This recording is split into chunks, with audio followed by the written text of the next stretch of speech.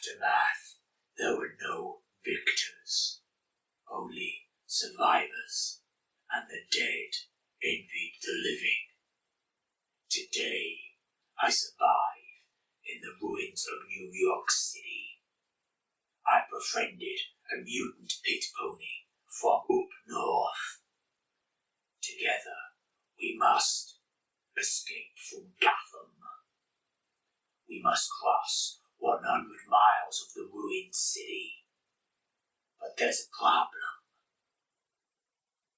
A pack of mutant dogs has caught my scent, and they're hungry for my blood. Who am I?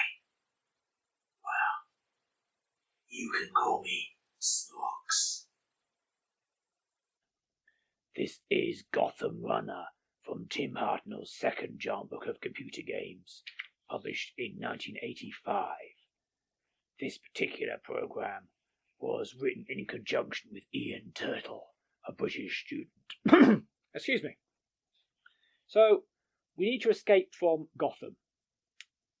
There's going to be a lot of problems we're going to face in our run. We're starting off, we've had one day, we've done 26 miles, we have 4 choices. We can eat, we can proceed cautiously, we can make a run for it, or we can have a bit of a rest. So that's all the game is. You make 4 choices and see how we get on. We've done 26 miles, we're going for proceeding cautiously. We need to get 100 miles safely. So move forward cautiously on our pony. Oh dear, dogs have gone 6 miles. I hear the dreaded screaming of 9 crazed members of the Phosphor Gang. They attack, and as I ride away on my loyal pit pony, they throw a white phosphorus bomb at me, which blinds me for a second.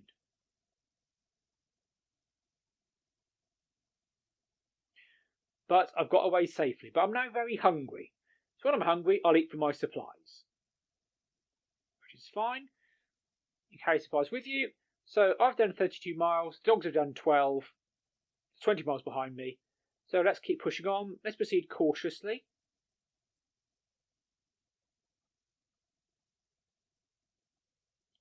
Dogs have covered 18 miles, 21 miles behind me. This is all going quite well. Let's have a bit of a rest.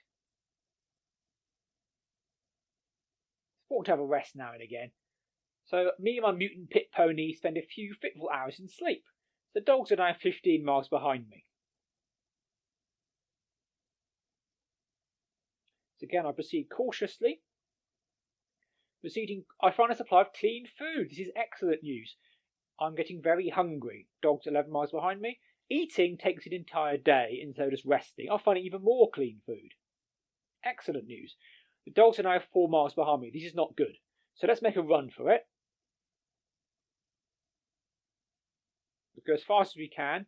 And they're only 6 miles behind us now. This is not so good. So we don't know how tired the pony is. We don't know how much food we've got. Oh, I've got lots and lots of food. So they're 6 miles behind us. Every time we move, we get distance, and so do the dogs. The dogs never stop, though. And we're getting very hungry. So if I stop to eat, there's a risk I might get killed by the dogs.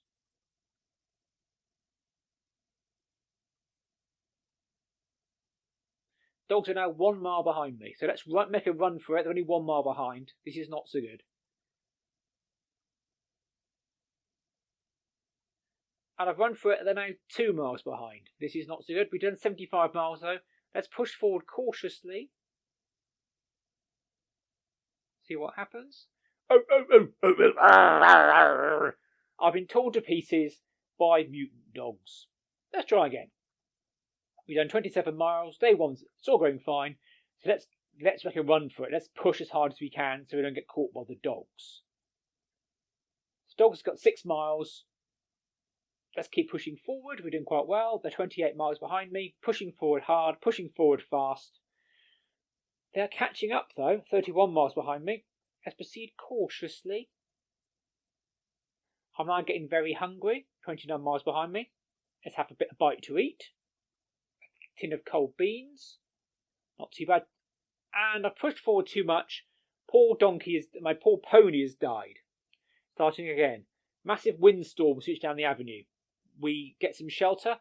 starting off 30 miles ahead of the dogs. Let's make a run for it. As I stare in horror, a human being dressed in rotten rags stumbles towards you and embraces me. He's lethally charged with radiation. I'm now very hungry. So whenever bad things happen, you get more tired. The more tired you get, the quicker you have to eat. The more times you eat, the quicker the dogs catch up. Let's now push forward. So the dogs are 22 miles behind me. We're doing all right. So I think we should push forward. So we don't know how much food we have, and we don't know exactly how tired we are, and we don't know how tired our pony is.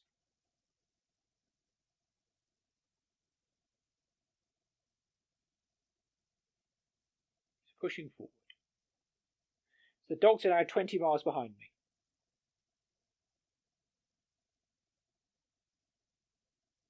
I hear a snarl behind me and see a black mutant puma ready to leap. I dig my heels into my pony's sides and attempt to run away from it. Will I succeed? The puma leaps, and my pony goes down. The puma's jaws tighten around my legs as I kick wildly. You know this is the end. So I've been killed by the dogs. I've been killed by a black mutant puma. The inverse text I did myself to make it a bit more interesting. Because obviously there's no colour and there's no sound. Try again. 32 miles. Let's make a run for it. Dogs done 7 miles. I've managed to do 10 miles. This is nice. They're 35 miles behind me. Excellent. Let's keep pushing forward, making a run for it, fast as we can. We're going to get to 100 miles to get away from the dogs. So then we're doing very nicely. Yeah, we are comfortably outpacing the dogs. However, we are going to need to eat and to rest. I'm now very hungry. So have a rest. Me and my mutant pit pony. Unfortunately, I should have eaten first. I slap down and die. The dog pack sniffs the air and advances rapidly. I've starved to death. Try again. 35 miles. So we're a third of the way there already. This is good. Thanks to my little pony Blaze. Poor little thing. Escape from down pit. So do we proceed cautiously or make a run for it? Proceeding cautiously makes you less tired, but you go a bit less far. Making a run for it makes you more tired, but you go a little bit further. Of course, once your pony gets too tired, it will just drop down dead. So we're going to go fast to start with. Got a bit of leeway. Again, dogs are creeping up. We're nearly halfway already. This is great news, people. Great news. It looks like it's going to all go well. It's important that things go well after the end, because if anything goes wrong, you're going to die horribly. We're over halfway there. Dogs are 16 miles out of the centre of the city, 36 miles behind me. So, what should we do? What should we do? Do we proceed cautiously or do we make a run for it? We're going to make a run for it. Push poor Blaze. Push it hard. Uh-oh. The rubble shifts behind my feet. I find myself slipping down and slowly drag myself, greatly weakened, back to street level. I'm getting very hungry. So I'm going to eat some food. So if you don't eat, you die. It is possible to run out of food. I've not done it yet, though. So dogs are 30 miles behind me. We need to rest Blaze now. So we have a bit of a kip. Dogs are 23 miles behind me. I've done 62 miles. So again, I think we should push forward hard now. You've got to escape. I do not want to die horribly yet again.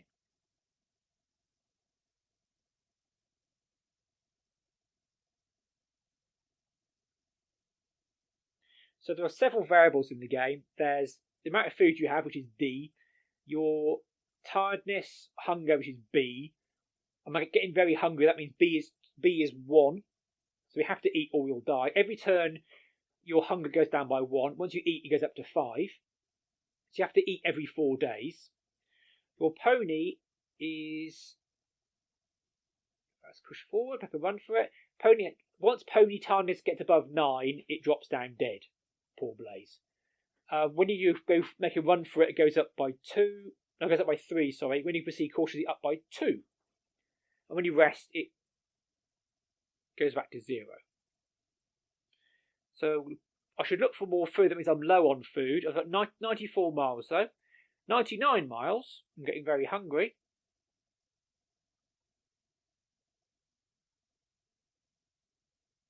99 miles. Should look for more food. But I'm going to push forward. I've now traversed the ruined city and escaped. We've escaped from New York. They should make a film about this.